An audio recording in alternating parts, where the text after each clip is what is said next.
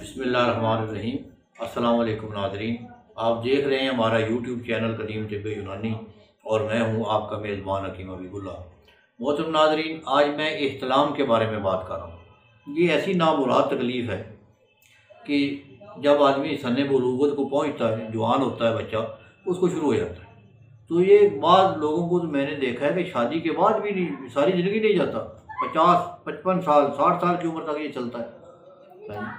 مجھے کئی نوجوان فون کرتے ہیں، جی حکیم صاحب مجھے 2 سال ہو گئے احتلام نہیں ہوا، مجھے 5 سال ہو گئے احتلام نہیں ہوا۔ تو میں انہیں کہتا ہوں کہ آپ شکر کریں آپ کو احتلام نہیں ہوا۔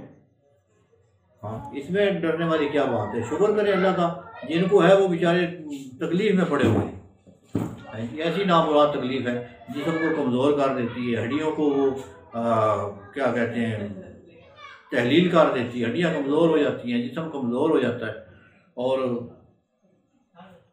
اس سے یہ جو ہوتا ہے صورت انزال شروع ہو جاتی ہے اور آدمی نامردی کی طرف چلا جاتا ہے۔ ایسی نامراد تکلیف ہے جی۔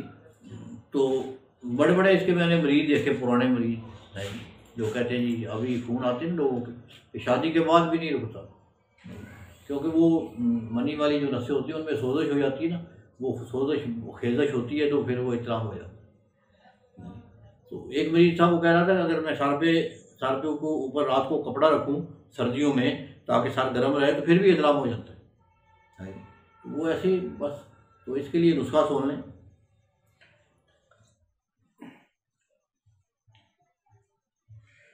الائچی خرد، سرد چینی، مگد خیار، گوگھرو کہتے ہیں مکڑے کو۔ الائچی خرد، سرد چینی، مگد خیار اور گوگھرو، اس کو باریک کر لیں۔ 3 ماشا گائے کے دودھ کے ساتھ صبح و شام خالی پیٹ لیں، یعنی چھوٹا چمچ جو ہوتا ہے نا ٹی سپون والا چھوٹا چمچ، وہ آدھا چمچ اس کا صبح و شام خالی پیٹ دیں۔ 3 ماشے آدھا چمچ گائے کے دودھ کے ساتھ۔ تو یہ جو مادہ منویہ میں حرارت بڑھ جاتی، بعض دفعہ مادہ منویہ گرم ہو جاتا ہے اور اس کی وجہ سے بھی یہ احتلام نہیں رکتا۔ تو یہ اسپیشل نسخہ ہے مادہ منویہ کی حرارت کے لیے، تو یہ اس کی حرارت کو زائل کر دے گا، ختم کر دے گا، مادہ منویہ ٹھنڈا ہو جائے گا جی۔ تو انشاءاللہ اس سے جریان کو بھی بڑا فائدہ ہوگا، جریان والے لوگ بھی اس کو بنائیں اور استعمال کریں، بہت فائدہ ہوگا۔ السلام علیکم۔